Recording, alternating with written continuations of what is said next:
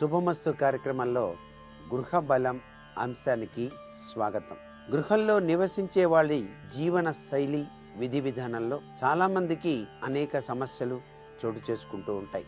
అయితే కొంతమంది ఆ కుటుంబీకుల మధ్య ఉన్నటువంటి తగాదాల మూలకంగా కోర్టు వ్యవహారాలలో తలమునకలు అవుతూ ఉంటారు. రావాల్సిన బాకీలు రాక ఇబ్బంది పడుతూ ఉంటారు.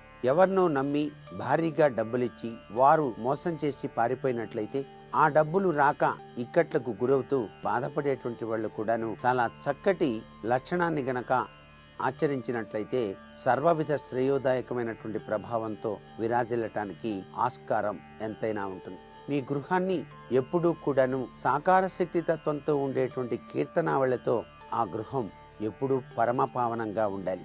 ఆ గృహంలోకి అడుగు పెట్టగానే ఒక సుగంధ ద్రవ్య పూరితమైనటువంటి వాసనలు వెదజల్లే విధంగా అమర్చుకోవటం చాలా మంచిది. మనం ఆచరించవలసిన విశిష్ట లక్షణం ఏంటంటే ప్రతి వారము కూడా ఒక శుక్రవారం కానివ్వండి, గురువారం కానివ్వండి, గుగ్గిలం పొగ లేక సాంబ్రాణి అనేటువంటిది ఉంటుంది. ఆ సాంబ్రాణిని తప్పనిసరిగా ఇల్లంతా కూడాను మీరు అలా చూపించినట్లయితే మీ ఇంట్లోకి దివ్యవంతమైన శక్తి పుంజాలు వచ్చి తీరతాయి.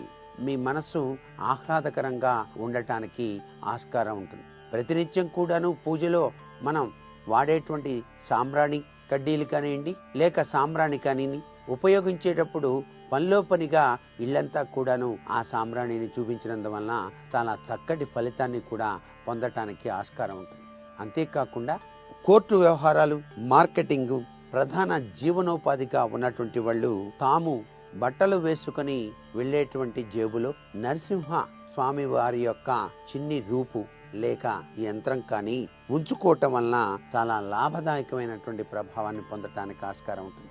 నారసింహతత్వం చక్కటి వాక్కును, చక్కటి ప్రతిభను కనబరిచేటువంటి లక్షణంగా ఉంటుంది. ధైర్యాన్ని, ధీశక్తిని కూడా ప్రసాదించేటువంటి అమృత తుల్యవంతమైనటువంటి ప్రభావం. అందుకే నారసింహ స్తోత్రం చాలా విశిష్టవంతమైన ప్రభావాన్ని మనకు ప్రసాదిస్తూ ఉంటుంది. ప్రతి వారంలో ఏ వారానికి సంబంధించిన ఆ యొక్క వార దేవతా స్వరూపాల్ని మీ ఇంట్లో చాంటింగ్ ద్వారా రోజు కూడాను మీరు గనక వింటూ ఉంటే ఆ ఇంటిల్లిపాదికి కూడాను భయం అనేటువంటిది దరి చేరదు.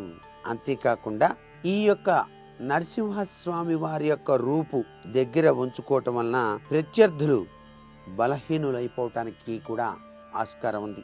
ఈ యొక్క నరసింహస్వామి వారి యొక్క రూపు దగ్గర ఉంచుకోవటం వలన ఇంటర్వ్యూలు, పోటీ పరీక్షల్లో పాల్గొనే వారికి కూడా ఇది చాలా చక్కగా ఉపకరిస్తుందని చెప్పచ్చు. ఈ యొక్క నరసింహస్వామి వారి యొక్క రూపు దగ్గర ఉంచుకోవటం వలన పారిశ్రామిక ప్రగతి, ఉద్యోగంలో పదోన్నతి కూడాను చాలా చక్కగా జరగటానికి ఆస్కారం ఉంది. ఎదుటి వారిని ప్రభావితం చేసే శక్తి నరసింహస్వామి యొక్క తత్వంలో దాగి ఉంది. నరసింహ స్వామి వారి యొక్క చిన్ని రూపు చక్కగా రోజు ధూపం చూపించి మీరు జేబులో వేసుకొని బయలుదేరి వెళ్ళవచ్చు. అంతేకాకుండా అవసరాన్ని బట్టి ఏ యొక్క మంత్రాన్ని అనుష్ఠానం చేస్తే ఎటువంటి సత్ఫలితం కలుగుతుందో కూడా మీరు గురువుల ద్వారా తెలుసుకొని ఆచరించినట్లయితే మీరు చక్కటి సత్ఫలితాన్ని పొందుతారు సుమా. అలాగే మీ పనుల్లో ప్రారంభించినవి హఠాత్తుగా ఆటంకాలు సంభవిస్తున్నాయా? అలా ఆటంకాలు గనక సంభవిస్తూ ఉన్నట్లయితే తప్పనిసరిగా మీరు మంగళవారం నాడు హనుమంతుని ఆలయంలో 5 ఒత్తుల దీపాన్ని వెలిగించటానికి ప్రయత్నం చేయండి. ఇలా 5 మంగళవారాలు కనుక మీరు ఆచరించినట్లయితే ఆటంకాలన్నీ కూడా తొలగిపోయి కార్యం దిగ్విజయంగా నెరవేరుతూ ఉంటుంది. అంతేకాకుండా ఆర్థిక దుస్థితి నుంచి బయలుపడి అందరూ కూడాను ఉన్నతమైనటువంటి పురోభివృద్ధిలోకి పయనింప చేసుకోవటానికి మంత్రరాజాలు కూడా గృహ వాస్తులో చెప్పడం జరిగింది. అందుచేత గృహంలో దానికి సంబంధించినటువంటి మంత్రానుష్ఠాన కార్యక్రమాల్ని కూడాను ప్రతి వ్యక్తి లేక ఇంటి యజమాని లేక ఇంటి ఇల్లాలు ఆచరించినట్లయితే చాలా మంచిది. అంతేకాదండి, ప్రతి ఇల్లాలు తెలుసుకోవాల్సినటువంటిది చాలా చక్కటి విశేషాంశం ఒకటి ఉంది. ప్రతి శుక్రవారం కూడాను ముత్తైదువులను మీ ఇంటికి ఆహ్వానించండి. పసుపు, కుంకుమ, గంధం ఈ 3 కూడా మంగళకర ద్రవ్యాలు అని చెప్పడం జరుగుతుంది కదా.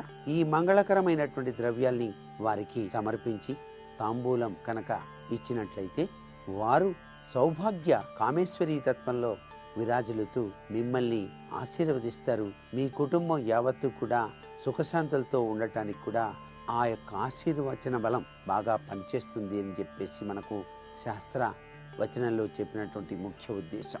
ఇళ్లల్లో జరిగే పేరంటాలు కానివ్వండి, ఇళ్లలో జరిగేటువంటి నోములు కానివ్వండి, ప్రతి ఒక్క పండగ వెనకాల పరమార్థాలు కానివ్వండి, ఇతరుల యొక్క అభ్యున్నతితో పాటుగా మన అభ్యున్నతికి కూడా వారు సహకరించి సాంఘిక జీవనంలో అందరం కూడాను కలిసి పనిచేద్దాం అనేటువంటి గొప్ప లక్షణం ఇక్కడ మనకు గోచరించేటువంటి సంప్రదాయం మన వాస్తుశాస్త్రంలో కూడాను అవినాభావ సంబంధానికి దగ్గర సంబంధంగా చెప్పచ్చు. అంతేకాకుండా మీ ఇంటి ముందుకి ఆవు వచ్చి నిలబడ్డది, ఎంత అదృష్టమో తెలుసా? అలా ఆవు గనక నిలబడ్డప్పుడు పారత్రోలద్దు, చక్కగా గోమాత వచ్చింది కదా అని పసుపు ఆ యొక్క ఆవు ముఖానికి వ్రాసి బొట్టు పెట్టండి. తవుడుంటే తవుడు పెట్టండి, చక్కటి అట్టిపళ్ళుంటే అట్టిపళ్ళు పెట్టండి. లేకపోతే ఏది దొరకనప్పుడు బియ్యం ఒక గుప్పెడైనా సరే ఆ ఆవుకు సమర్పించండి. ఆ ఆవు ఇంటి ముంగిట గనక ఆ పంచకాన్ని, ఆ గో పంచకాన్ని గనక వదిలినట్లయితే మనకి ఆ రోజు జరిగేటువంటి సంఘటనలు అద్భుతవంతమైన అదృష్ట ప్రభావాన్ని ప్రసాదించేవిగా ఉంటాయి. ఇది గృహ వాస్తుకి ఆవు అలా మన ఇంటి ముందు నిలబడి వెళ్ళటంలో దాగిన పరమార్థంగా కూడా గుర్తెరగాలి. అంతేకాకుండా మీకు ఎన్ని పనులు చేస్తున్నా ఆ పనుల్లో ఆటంకాలు గనక సంభవిస్తూ ఉన్నట్లయితే మీరు గోశాలకు వెళ్ళి ఆవుకు చక్కటి పదార్థాల్ని సమర్పించి నమస్కారం చేయండి. సర్వవిధ శ్రేయోదాయకం కలిగి తీరుతుంది మీ కుటుంబం యావత్తుకు కూడా.